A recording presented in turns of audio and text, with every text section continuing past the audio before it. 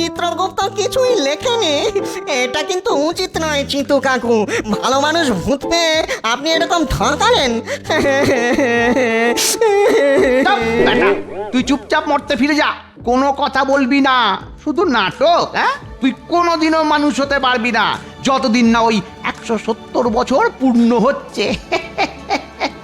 শোনো চিত্রগুপ্ত, একটা কথা তো বলতেই ভুলে গেছিলাম। কি প্রভু? আগামী পরশু প্রজাপতি ব্রহ্মা আসবেন তোমার এই পাপ পুণ্যের হিসেবের খাতা মিলিয়ে দেখবেন।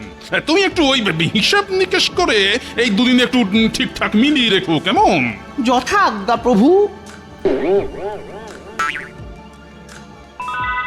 ওগো ওগো আমার কি সর্বনাশ হলো গো। স্বয়ং চিত্রগুপ্ত আমাকে ঠকালো। আমি মানুষ হতে পারলাম না গো।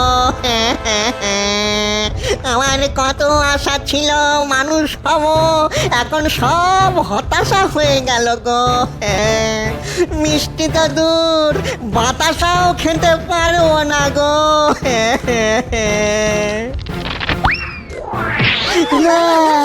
ওরে কোটটা ভেঙে গেল গো।